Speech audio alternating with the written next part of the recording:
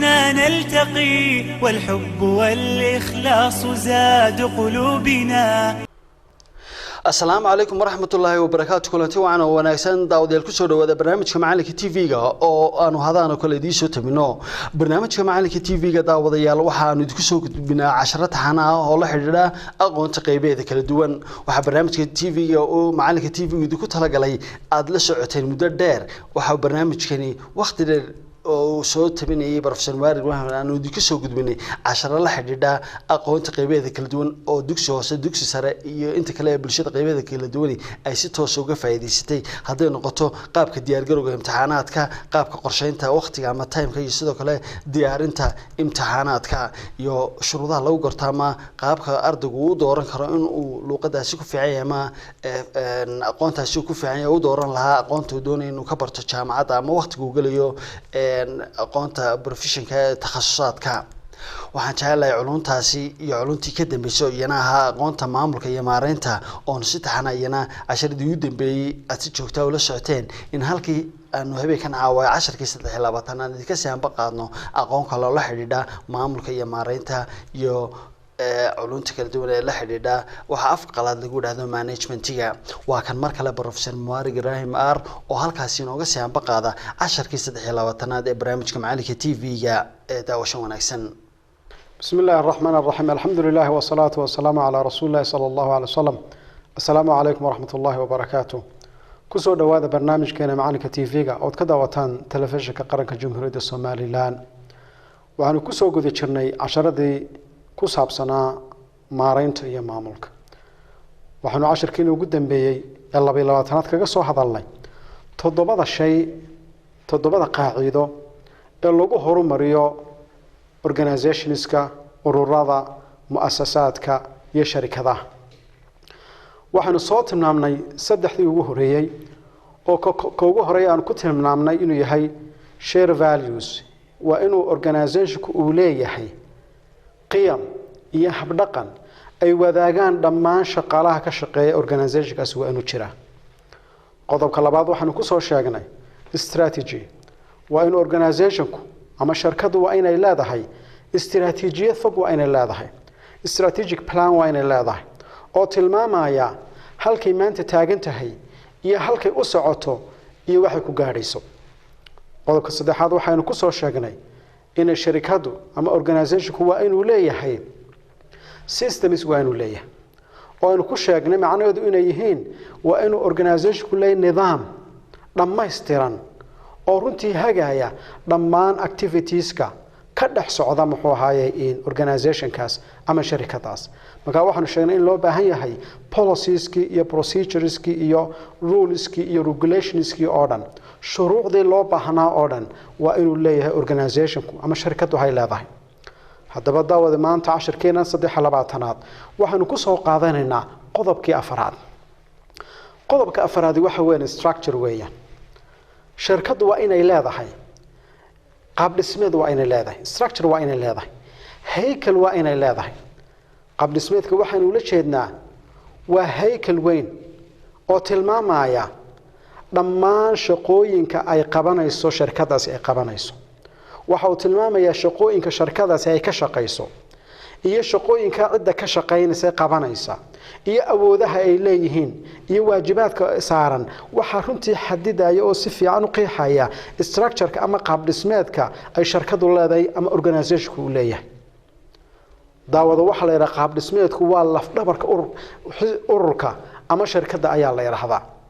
bale haddaan runtii soo qaato rag ka mid ah raggan runtii ku caan baxay maxay managementiga Peter oo kale waxa uu leeyahay shirkadu wax kasta haday samayso oo dhinac kasta ay iska dhisto laakiin aanay lahayn structure aanay lahayn qaab dhismeed maamul aanay lahayn oo runtii tilmaamaysa jaranjarada maamulka sida loo kala sareeyo iyo sida awoodaha loo kala leeyahay haddii aanay lahayn wax badan baa ka soo shirkada mana hagaagayso daawada waa qodob aad u muhiim weeyaan muhiimadda arinta ay leedahay daawada waxa weeyaan structure-ku ama qaab dhismeedku waxa uu tilmaamaya marka ugu horeysaba shaqooyinka uu qabanayo shirkadu ay qabanayso ama organization-ku qabanayo ayuu qeexaya oo uu tilmaamaya inta qaybada u qaybsan tahay shirkadu muxuu waxaalahay qabanaysa ayuu tilmaamaya daawada qaab dhismeedku waxa uu sheegaya awoodaha la kala leeyahay waxa uu sheegay qofka ugu awooda badan shirkadda ama organization-ka iyo kuwa ku soo xiga iyo kuwa ku sii xiga iyo sida loo kala hooseeyo ayuu tilmaamaya daawada qaab dhismeedku ama structure-ku waxa uu tilmaamaa qaabka la isula xisaabtamayo qof kasta qofka mas'uul ka noqonaya ay tahay inuu report gareeyo ama accountable u noqonayo ayuu qaab dhismeedku tilmaamaya bal daawada waxa la yiraahdaa qaab dhismeedku waa shayga kaliya ee lagu aqoonsado shirkadda iyo sida u shaqaynayso oo markaad maanta soo booqato organization aad soo booqato haddii aad hay'ad soo booqato ama shirkad aad soo booqato markaad albaabka istaagto markaad aragto qaab dhismeedkeeda maxaa ku soo baxaya markiiba waxaad garanaysaa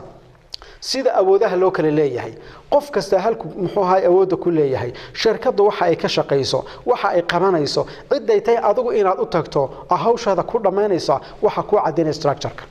structure-ku wuxuu isbaraa dadka customer-iska ah iyo shirkadda laftigeedu isbaraa oo waxa dadku baranayaan shirkaddan waxay ka shaqeyso iyo shaqooyinkooda sida ay yihiin bal waxa la yiraahdaa qaab dhismeedku wuxuu baraya qofka shaqaale ah qofka ka sareeyo ciduu yahay iyo awooda uu leeyahay ayuu baraa marka qaab dhismeed inay shirkadu yeelato organization-ku yeelo hay'adu ay yeelato waa laf dhabar waxa laga yaabaa inaad isweydiiso daawade waa maxay shuruudda looga baahan yahay markaan rabo qaab dhismeed structure markaan rabo inaan sameeyo maxaa shuruudda loo baahan yahay shardiga koowaad ee loo baahan waxa weeyaan qaab dhismeedka aad sameynaysaa waa inuu koobsanayo dhammaan qaybaha oo ay ka koobantahay shirkadu dhammaan qaybaha organization uu ka kooban yahay waa inay koobsanayso qayb aad ka tagaysayaan jirin waxa kale arinta raacaya shaqooyinka marka aad runtii qaybinayso ee tilmaamayso qof kaliya shaqo kaliya laba qof uma wada dhiibi kartid shaqo kaliya laba qof uma wada dhiibi kartid laba qaybood oo kala duwan hal shaqo uma wada diri kartid waa inaad shaqada kala qaybisaa shaqada waa inaad cid gaar ah u dhiibtaa daawada waxa shuruuda kamida oo aad u muhiim ah qaab dhismeedka marka aad sameynayso ha ku qiyaasin ashxaasta qofka meesha fadhiya qaab dhismeedka haleekaysiinin waa mushkilad in badan maanta dalkeena ka dhacda oo structureska marka la sameynayo waxa la eegaya marka horeba shakhsiga meesha jooga shakhsigii baa lagu qiyaasaya isagii baa laga soo bilaawaya dadkii ka hooseeyay waa la leekaysiinaya arintaas sax maaha structureka marka aad sameynayso waa inaad ka marnaataa fikir tilmaamaya shakhsiga meesha jooga waa inuu structureka ka turjumaya kaliya hawlaha uu qabanayo organization-ku iyo shaqooyinka meesha yaala waa inuu ka turjumayo daawada qodob kala muhiim waxa loo baahan yahay inaad u miisaanto marka structure-ka aad sameynayso shaqaalaha aad qayb kasta gelinayso ilaa shaqaalaha qaybtaas ka shaqeynayaan iyo qaabkaad u kala qaybinayso structure-ka u kala dhigayso waa in isu miisaamanta waa qodob muhiim ah lama rabo qaybna inaad shaqaale badan geyso qaybna dhowr qof aad geyso waa qodob aad u muhiim ah daawada qodobka waxa raacaya awoodaha marka laga sheekeynayo awoodaha qofkan structure-ka aad u sameynayso aad siinayso iyo mas'uuliyadaha aad saaraysaa وين إسلاقيهن وين إسلاقيهنه وين إسلاقيهن وقفك أنت مسؤولية فربضان صارته وترى قفك زو حاسو دم مسؤول خيي حدنا أوده هكا قاذن صلاحياتك هكا قاذن وين يسمي ساميهن تاسين وقضب آدم مهم وحكلو دو قضب آدم مهم marka structure-ka aad sameynayso marka ugu horeysaba waa inaad xadidaa waa maxay shaqooyinka loo baahan yahay ee ururkan uu qabanaya waa maxay shaqo kasta imise shaqaale u baahan tahay waa inaad xadidaa waa inaad isweydiisaa ma jiraan shaqooyin aan runtii loo baahnayn structure in iyaga loo sameeyo kaliya u baahan qayb kale in la raaciyo وهالكي كليجد أتجار ويستأجر لهيد وكليجد كار هذا وقدر لهيد وحبل لقيا مركز إذا أكتو مركز حد دوا حكي شقين سو إن أبي أبى حنته هي أكليا قريب كلا نتراعسو أوني كليجد جار ويستأجر دوا دوا حكلهم مهم والله إلى هذا مركز استراكشر كسماهين سو شقالة هنا هذا سماهين سا shaqaale waxay ku oranayaan shaqadan ugu badan aad baan u shaqeynaa waxaan rabnaa inaan noqono qayb madax banaan waxay ku oranayaan shaqaale badan baan u baahanahay arintaas oo kale markaad sameynayso waa inaad xaqiijisaa in shaqaaluhu qabanayaan shaqadoodii waa inaad xaqiijisaa inay baahi jirto oranaysaa shaqaale badan baa loo baahan yahay sidaad ku xaqiijin kartaa waxaad ku xaqiijin kartaa marka aad rabto qof shaqaalaha kamid ah inaad ogaato shaqadu qabtaa intay leegtay ma baaxad weyn tahay mise way baaxad yartay marka aad inaad ogaato qof shaqaalaha baad u yeeraysaa waxaad leedahay waxaad qortaa shaqooyinka aad maalin kasta qabato activitieska maalin kasta aad qabato bal qor marka ku qoro activity kasto maalin kasta qabto oo soo noqnoqda maalin kasta waxaad oranaysaa imisad ku qabata muddo inta laga bad ku qabata shaqooyinkiiba ku sheegaya wuxuu qoranaya report baan qoraa waxaad oranaysaa imisad ku qabata ma fanawar bay kugu qaadataa ma 10 minutes bay kugu qaadataa ma saacad bay kugu qaadataa uu qoraya dhammaan shaqooyinka maalinta uu qabto oo dhan ayuu ku qoraya waa shaqooyinka soo noqnoqda ee maalin kasta uu qabto markuu ku qorqoro wax alla wax maalintii qabto aad isu geynaysaa maxaa ku soo baxaya qofkaasi maalintii saacaduhu shaqeeyo waxa laga yaabaa qofkaas inuu ku leeyahay shaqada ugu badan laakiin markaad xisaabiso shaqooyinku qabto oo dhan iyo mid kasta intuu minada uu ku qabto markaad xisaabiso waxa laga yaabaa 2 saacadoodba inuu ku qaban karo waxa uu sheegayo maxaa markaas soo haraya 6 saacadood oo kale ayaan waxba qabanba marka waxa la yiraahdaa shaqaalaha doodoodan hadaad qaadato oo shaqada ugu badan had iska qaadato waxa laga yaabaa in shaqaalaha dheeraada oo u baahan inay ku galiyaan marka waa inaad ogaataan shaqaalahan ku shaqeynaya qofka Soomaaliyeed muxuu qabtaa taana waxaad ku ogaan kartaa inaad soo qiyaasto inta saacadood uu ka shaqeeyo waxaan uu qabanayo iyo muddada ay ku qaadato marka waxa ku soo baxaya time-ka saxda ah ee maalintu uu shaqeeyo ayaa ku soo baxaya markaas aad ogaan kartaa qofkan shaqada miyay ku badan tahay oo wuxuu u baahan yahay shaqaale dheeraad loo keeno mise way ku yartay ayaa ku soo baxaya daawada qodobkaasi waa qodob aad u muhiim ah daawada waxa muhiim ah structure-ka marka laga sheekaynayo waxa muhiim ah in isleeyihiin magaca aad siinayso iyo qofka awoodahan uu leeyahay waa in isla yihiin oo magaca u bixinayso structure-kan qofkan position-kan aad u magacawday magacu title-ku qaadanaya iyo waxa ku hoos jira waa in isla yihiin oo laba shay oo aan islahayn oo kala duwan magaca ha wada sameeyeen dawad qodobka waxa raacayo isna aad u muhiim ah qodob kale oo tilmaamaya qaab dhismeedka loo sameyn kara sidee baan u sameeyaa qaab dhismeed markaad rabto qaab dhismeed inaad sameyso qodobka koowaad aad sameynayso waa maxay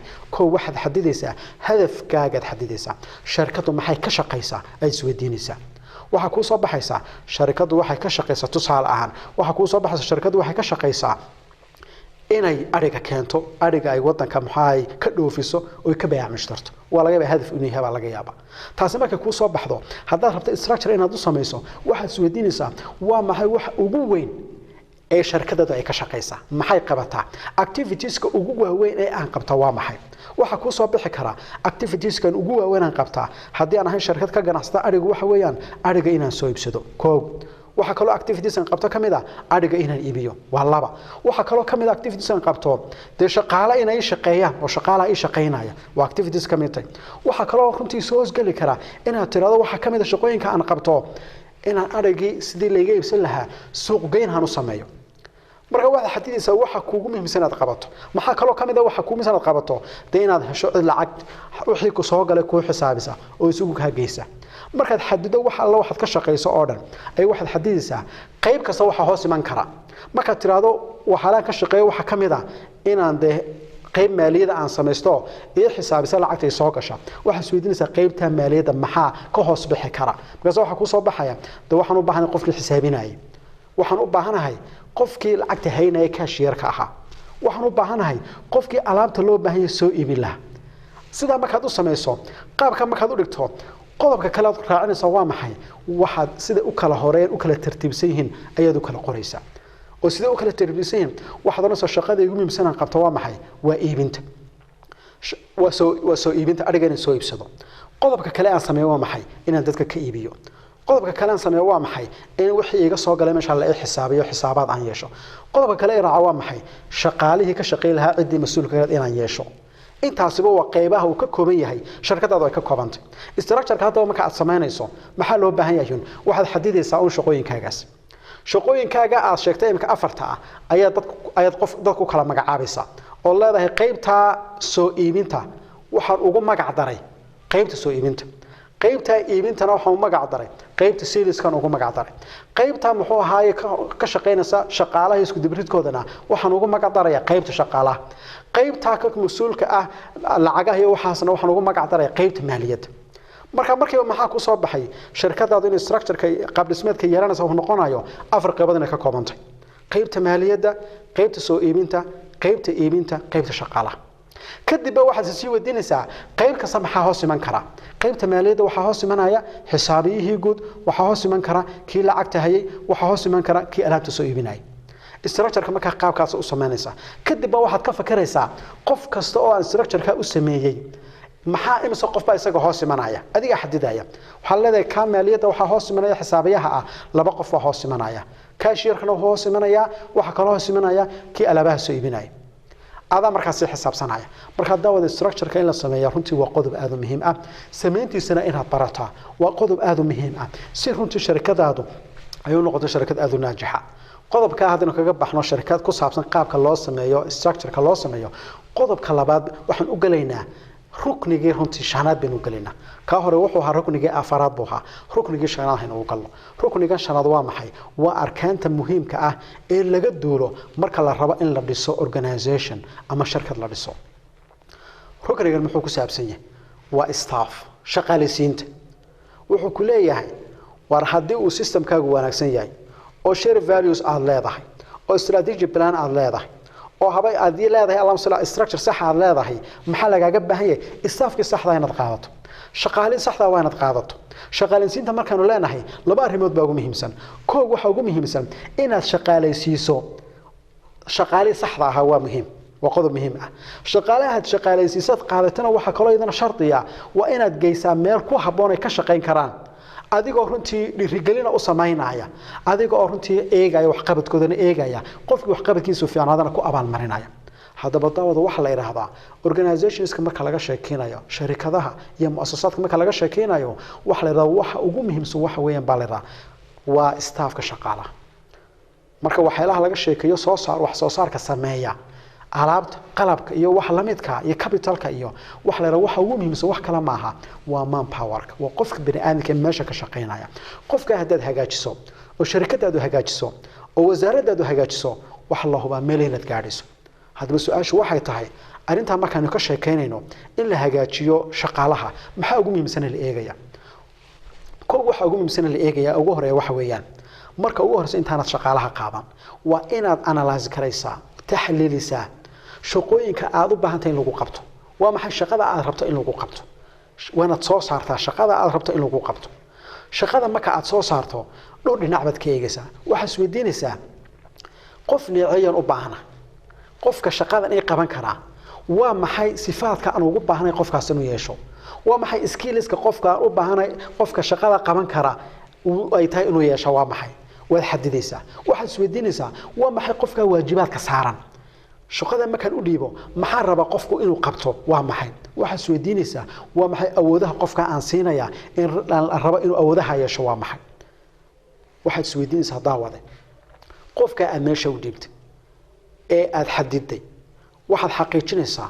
inuu leeyahay skillski leeyahay waajibaadkiisu ay xadidan yihiin mas'uuliyaadka saaray xadidan yihiin awooduhu aad ugu talagashayna uu leeyahay waad xadidaysaa inta markaad cadayso ee qoraal ku cadayso inta badan waxa loo yaqaan job description baa loo yaqaan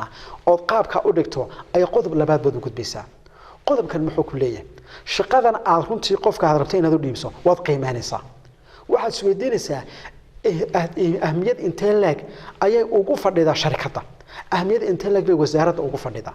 maxaa halka loola jeedaa waxa loola jeedaa in la ogaado qofka halka ka shaqeynaya mushahar intee leeg baa la rabaa in la siiyo haddii muhiimad aad u weyn ugu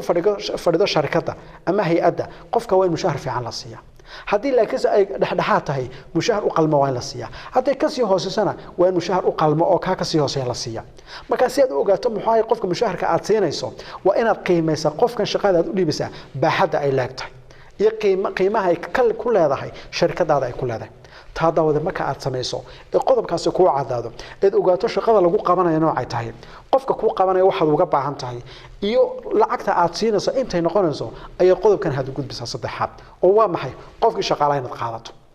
qofkan waxaad ku qaadanaysaa system sax aad ku qaadanaysaa adigoo xayeysiis galiyay oo loo tartamay oo ku qaatay runtii qofkii haboona waa inaad qaadataa daawada qodob aad u muhiim ah halkan ku jira waxa la iraahdaa haddii aad rabto inaad guul gaadho shirkadaadu guulaysato waa inaad qofka wanaagsan ee saxda ah ee ku munaasibka ah aad geysaa meesha ku munaasibka yahay ee uu ku haboon yahay qofka haboona waa inaad qaadataa haddii qofkii haboona aanad qaadan oo qof aad isku qabiil tihiin isku reer tihiin oo lahayn runtii wax skill looga baahnaa aan qaadato shirkadaadu ma soconayso adigana dib u dhacaya marka maxaa laga rabaa markaad qofka qaadanayso si sax waa inaad u qaadataa si siman oo dadku u siman yihiin waa in loo tartamaa oo si sax qofka lagu qaataa waa mashaakilka ugu badan maanta ka taagan geyigeena ka taagan ee ardayda jaamacadka ka soo qalin jabiyay ee qaarkood skillskii xirfadii loo lahaa ee u qalmeeyay positionsku ay in badan oo kamid maanta hay u fadhiyaan suuqyada sababtu waa maxay qaabkii loo qaadanayo shaqaalaha runtii nooc kasta ahaadaan ayaad moodaa maanta inuu qaldan yahay oo siyaabo runtii aan sax ahayn loo qaadanayo taasina wax badan waxay ku keentay runtii sharikadaha iyo wasaaradaha inay ka shaqeeyaan dad aan ku habboon runtii shaqadaasi dawad qodobka marka aad samayso ee qofkii had qaadato waxaad u gudbisaa qodobkan muxuu ku leeyahay wuxuu ku leeyahay qofka waana tababarta qofkan uu cusub yahay tababar si fiican qofka uu tababar shaqada ku tababar kadib marka qofku markuu tababarto shaqada si fiican buu ku qabanaya dawad qodobka marka aad samayso qodob kale arinta la socda oo qodobkaasi waa maxay qofkan marka shaqada u dhiibto waana qiimaysaa shaqadii sidii aad rabtay ma kuugu qabtay mise kuugu mu qaban waana dabagal ku samaysaa waa inaad ogaato qofkan sidoo kuugu shaqeynayo dawad qodob kale raacayo markaad ogaato qofkan inuu si fiican kuugu shaqeynayo oo sida rabtay uu kuugu shaqeynayo abaalmarin waa inaad siisaa dhiirigelin waa inaad siisaa abaalgud waa inaad siisaa haddii kale waxa dhacaysa inuu ka taga laga yaaba qofka soo tababartay ee ku soo rafaaday ee muddo runtii aad ku soo waday waxa laga yaabaa markuu si fiican xoogaa kuugu shaqeeyo kadib markuu arko meesha niyad jab ka arko kadib markuu arko salarigiisu aad u hooseeya kadib markuu arko inaanay dhiirigelin aan jirin waxa laga yaabaa shirkadaada inuu ka tago taasina khasaare runtii ayay kugu noqonaysaa marka waxa loo baahan yahay daawade markaad shaqaalaha qaadanayso qodobadaasi inaad runtii aad ku baraarugsanaato qodobka halka kaga baxno qodobka runtii lixaad baynu gudbaynaa qodobkan wuxuu tilmaamayaa wax la yiraahdo styles of management intaan soo sheegay oo dhan haddii aad samayso laakiinse qodobkan hadda haynu galaynaa uu ka qaldan yahay wali guush way ka fog tahay oo qodobkan wuxuu tilmaamayaa wax la styles of management wax kale ma tilmaamayo wuxuu sheegayaa qaabka aad u shaqaynayso haddii aad maamulaha tahay meesha haysta qaabka shaqaalaha ula dhaqmayso ee awooddaada aad u isticmaalayso ee shaqaalaha u howlgelinaysa waa inay noqotaa qaab aad u wanaagsan dadku arinta way ku kala duwan yihiin qaabka howlgelinta shaqaalaha iyo qaabka shaqaalaha go'aamada loogu sheegayo iyo qaabka runtii awoodda loogu way ku kala duwan yihiin qaarba siba u dhaqmaan dhaqamo kala duwan oo farbadan baa jira waxa jira dad markay shaqaalaha ay la dhaqmayaan ay rabaan inay amar siiyaan ama ay hawl u dirayaan ama ay jihaynayaan maxay sameeyaan wax u dhaqmaan qaab aad u adag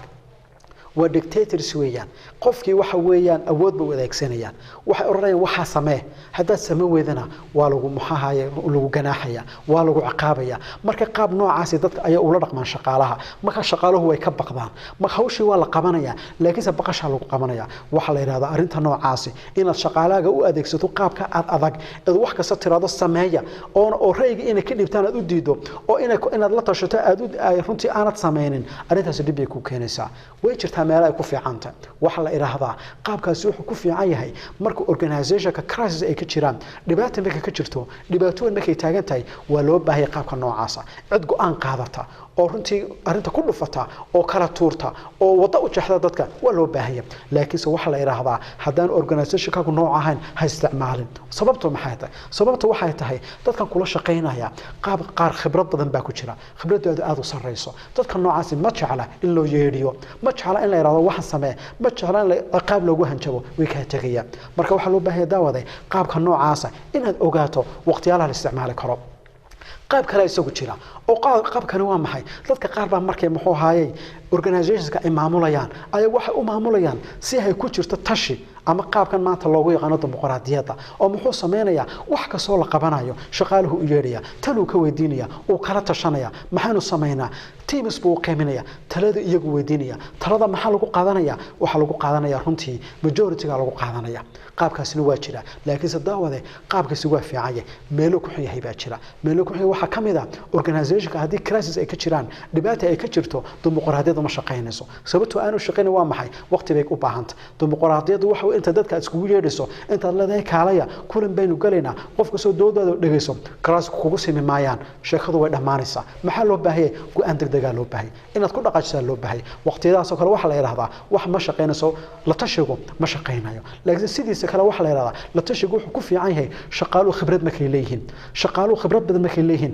wada shaqeeyana wada shaqeyn ay ka dhaxayso ayuu ku fiican yahay oo marka khibrad ay runtii ay leen maxay imanaya araafi aan bay ku keenayaan laakiin qof bila khibrad ba aan lahayn hadaa tiro waan kula tashanaya muxuu ku sheegaya waxa kale laftigeedu jirta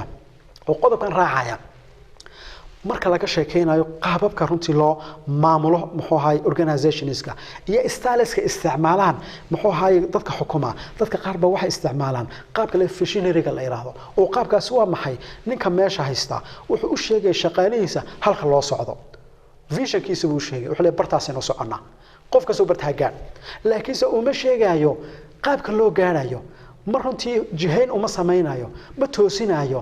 ma oranayo sidan sameeya qaabkan u sameeya waxa raaca ma oranayo muxuu sameeynaya halka hanu gaarno oranaya kadib uu fadhiisanaya waxa la yiraahdaa qaabkaas oo kale uu fiican yahay leeso goor mu fiican yahay shaqaalaha tababar badan ka haystaan oo ay kaaga baahan in jihayso ayuu fiican yahay laakiin shaqaalahaagu markaan tababar badan aanay haysan marka u baahan yahay inaad u sheegto qaabka waxa loo sameeynayo sida loo gaarayo halka la marayo markay kaaga baahan yahay qaabkaasi ka shaqeyn maayo bal waxa la qaabkan wuxuu shaqeynaya ninkan uu ka soo fulay leaderkan uu ka soo fulay waxa uu shaqeynaya marka isaga lafdigiisu uu yahay qof lagu kalsoon yahay hadii isaga lagu kalsoon yahay vision ku dhigo dadku way raacayaan qaab kale isaguna jira oo qaabkan kale waa maxay qaabkan kale isagu waxa weeyaan waa dadka leaderska qaar kamid ah maxay jecel yihiin dadka inay isu keenaan dadka oo dhan bay isu keenayaan qof kasta raali gelinayaan qof kasta waxa isku dayaan inaan runtii muxuu ahay aan isku dhicin qof kasta ay raali geliyaan dadka qaab noocaasina waa jira oo dadka qaar ba isticmaala wax la yiraahdo qaabka noocaasi waa fiican yahay laakiin goormaanu shaqeyneen waxaanu shaqeyneen shaqaalahaagu marka performance-gooda uu hooseeyo oo runtii aad u hooseeyo markaas ma shaqeynayo sababtoo waxa lagaga baahay inaad soo dhex gasho inaad amar siiso ina shaqeeyaan baa lagaga baahan yahay markaas oo kale laakiin ina tirado shaqaale waan ilaalinaya lama hadlaayo qofna ma canaananayo qofna meesha kama eriyayo taasi ma soconayso markaas oo kale waxa laga baahay inaad soo dhex gasho qaabka ka duwan baa jira oo qaabkan waa maxay waxa jira qaab la yiraahdo coach la yiraahdo jira oo isagu muxuu oranayaa ninkan leaderka meesha jooga isagu wuxuu tababaraya shaqaalaha tababar buu siinaya kaliya isagu wax kala qaban maayo shaqaalaha uu dhisaya qof kasta oo tababar u baahna uu siinaya qof kastana uu dhisaya qof kasta kor buu qaadaya waxa la systemka noocaas uu fiican yahay la soo goormaanu shaqeyneen waxaanu shaqeynay shaqaalu markay khibrad leeyihiin aanay tababarba u baahneen markaas oo kale ka shaqeyn maayo waxa lagaga baahan markaas oo kale qaababka kale inaad isticmaasho dawada waxaan ku soo koobaynaa qaababku way farabadan yihiin laakiin waxaan ku soo koobaynaa qaababka aan sheegay oo dhan mid kasta meel buu ku fiican yahay meel kasta waxa ku style gaar ah ku fiican tusaale halka aan ka siiyo shaqaalaha afar shaqaalaha bad qaadatay shaqaalaha qaadatay mid waa bilo midna waa dhexdhexaad midna xoogaa muddo joogay midna waa expert afar shaqaalaha noocaas qaadatay sidee baad ula dhaqmaysaa styleska isticmaalasa waa maxay hadduu shaqaalaha bilow yahay oo imika uu ku yimi waxa la hubaa laba shayba waa la hubaa waxa la hubaa qof markuu bilow yahay xamaasadiisu aad buu sareysaa xamaasadiisu aad buu kacsantay uu dadaalaya laakiin khibrad ma laha tababar ma laha kaas sidee baad ula dhaqmaysaa stylekaad ula dhaqmaysaa waa nooce waxaad ula dhaqmaysaa kaasoo kale waxa laga rabaa inaad jihayso oo tababar aad siiso khibrad aad siiso laga rabaa oo tirado sidana wax loo sameeynaya halkana laga bilaabaya sidaas loo qabanaya aad u sheegto kaasi kaagama baahna motivation kaagama baahna dhiirigelin kaagama baahna sababtu waa maxay waa buu wataayo xamaasad buu wataa ka ku soo xiga waa maxay waa ninka shaqaale muddo kula joogay ka haduu qof muddo yar joogan maxaa dhacaya wali runtii may gaadhin baa laga yaabaa heerkii loo baahnaa khibradiisu may gaadhin isla mar ahaantaana waxa laga yaabaa inuu yar niyad jabsan yahay oo xamaasad badan aanu lahayn ka sidee baad ula dhaqmaysaa waxaad ula dhaqmaysaa xamaasadiisa sidaad u soo saartad u kiciso waa dhiirigelin waad siinaysaa maxaad kaloo siinaysaa tababarna waad siinaysaa maadaama khibradiisu ay hooseysana waad siinaysaa ka ku soo xiga waa maxay waa nin muddo kula joogay oo khibrad leh laakiin se dhiirigelin ma haysto uu niyad jabsan yahay ka maxaa sidaa ula dhaqmaysaa waxaad ula dhaqmaysaa kaas oo kale kaagama baahna inaad tababarto sabta khibrad buu leeyahay wax kasta oo garanaya muxuu ka rabaa dhiirigelin buu ka rabaa ka dhiirigeli oo motivation u samee ka afarad waa maxay waa nin isagu khibrad leh masabna hadu dhiibtay kaasi waxa laga yaabaa inuu dhiirigelin haysto xamaasad inuu haysta laga yaabaayo masababad u dhiibto wax xamaasadiisu way sareysaa waxa kale laga yaabaa khibradiisuna way sareysaa kaasi maxuu kaaga baahan yahay dhiirigelin kaagama baahna oo masabad u dhiibto ninka muddada kula joogay isla mar ahaantaana kaagama baahna inaad muxuu ahaayey director u samayso oo u tilmaamto siduu wax u qabanayana kaagama baahno waa ninka khibradda leh muxuu kaaga baahayay delegation inaad hawsha ku wareejiso oo isagu shaqeeyo ayuu kaaga baahan yahay oo tira adigu hawsha qabo oo aad ku faragelin ayuu kaasi kaaga baahan markaas kor u kacaya halka maxaa kaaga cad style kasta waqti buu ku fiican yahay marka waa inaad haddaan manager tahay ogaataa styleska isticmaalaysaa waa inaad shaqaalahaaga mid kastaba qaab nooca aad ula dhaqantaa oo mid kasta styleka ku habboon ka dhiirigelinta u baahan ka tababarka u baahan inaad runtii maxaa la ciqaabo midba waxba u baahanaya mid kasta waqtigiisa iyo sidiisa ula dhaqmaysaa waxaan ku soo koobinaa qodobkan waa runtii qodobkii toddobaad ee ugu dambeeyay ka toddobaad ugu dambeeyay maxaa skills weeyaan skillska markaan ku hadlayno waxay ku soo ururayaan haddaad manager tahay 3 skill baa lagaaga baahay saddexda waa inaad yeelato ka ugu horeeya waa maxay waa conceptual skills oo isagu muxuu tilmaamaya wuxuu ku leeyahay haddii aad manager tahay waa in fikir dheertay fikirkaagu waa inuu sareeyaa meel fog waa inaad wax ka arki kartaa waa inaad leedahay creativity waa inaad leedahay waa inaad barataa maha skillska tilmaama sida qofku fikir cusub u keeni karo waa inaad barataa waa inaad barataa strategic planka sida loo dejiyo waa inaad barataa buu ku leeyahay oo maadaama managerkii saraatay shaqada aad ka shaqeyso oo dhan waa inaad wada garanaysaa shaqadan hadayso shirkada aad ka shaqeyso waxa ay ka shaqeyso sida ay ugu shaqeyso qaybaha ka kooban tahay qayb kasta waxay tahay waa inaad garanaysaa marka qodobkan wax kale tilmaami maayo waa skillka koowaad baa la yiraahdaa in looga baahay managerka oo waxa weeyaan managerka fikirkiisu waa inuu sareeyaa shirkadiisana waa si fiican u yaqaanaa at the same time mustaqbalka waa uu ka fakari karaa oo uu leeyahay skillska fikirka tilmaamaya sida creativity-ga iyo Allahumma salli ala strategy planka iyo qorsheynta iyo waxa waa inuu leeyahay skillka labaad ee lagaga baahdii aad manager tahay wax weeyaan waa skillka horanaya human skills oo waa maxay isagu waa inaad dadka sida loola dhaqmo aad taqaanaa dadka sida loola dhaqmo waa inaad taqaanaa shaqaalaha sida loola dhaqmo waa inaad taqaanaa customer sida loola dhaqmo waa inaad taqaanaa oo taas waa qodob tilmaamaya oo skillska humanka waa inuu wada yaqaana ninka managerka qodobka ugu dambeeya waa maxay ninka managerka waa inuu leeyahay technical skillska waa inuu leeyahay technical skills waa maxay waa xirfadii farsamada waa inuu garanayo haddii aad manager tahay oo qaybta xisaabaadkaada haysato waa inaad taqaano qaabka wax loo xisaabiyo oo xirfadan aad ka shaqeynaysaa sheegan aad ka shaqeynaysaa xirfad ay u baahneed skillka u baahneed waa inaad leedahay haddii aanad skillkii lahayn hay u baahneed xirfadan aad ka shaqeynaysaa macallin baa tahay macallimadu xirfad waxay u baahan tahay leedahay way of teaching leedahay u baahan tahay ma taqaanid waa qalad manager haddaad tahay meel sare haysato waxa loo baahan yahay skillkii loo baahnaa inaad leedahay saddexda aan sheegay inta badan wax la yiraahdaa shaqaalaha marka laga hadlayo midba waxa jira mid aad loogu sii baahan yahay ninka managerka wax la yiraahdo ee ugu sareeya organizationka sheega ugu muhiimsan laga rabo waa maxay baa la yiraahdaa inuu leeyahay xirfadaha tilmaamaya fikirka iyo kuwa tilmaamaya dad la dhaqanka shaqaalaha hoose maxaa laga rabaa baa la yiraahdaa shaqaalaha hoose waxay yiraahdaan skillka ugu muhiimsan looga baahan waa maxay waa technical skillska farsamada sidii waxa loo sameey lahaa waa in si fiican u yaqaanaan daawada intaas ku soo koobaynaa aad baad u mahadsantihiin wassalaamu calaykum waraxmatullaahi wabarakaatuh daawadayaal waxaan jecelahay habeenkan caawa intaas inaynu ku soo gunaanadno barnaamijkii macalinka TV-ga iyo casharkii 23aad ee aan idinku soo gudbinay habeenkan caawa aqoon kala duwan oo la xidhiidha maamulka iyo maareynta balanteenu daawadayaal waxa weeye casharka 24aad ee barnaamijka macalinka TV-ga oo maalinteeda dambe ku kulmi doono haddii Ilaahay ina gaarsiiyo waxaan jecelahay inaanu halkaasi anaguna idinka sii wadno casharo kale oo la xidhiidha aqoonta maamulka iyo maareynta oo bulshada in badan oo kamid ah u baahan tahay daawadayaal barnaamijka la xiiso badan oo kala mid ah korinta kulmanana dhamaantii waxaan idin leenahay assalaamu calaykum waraxmatullaahi tacaala وبركاته. في ساحة للعلم كنا نلتقي والحب والإخلاص زاد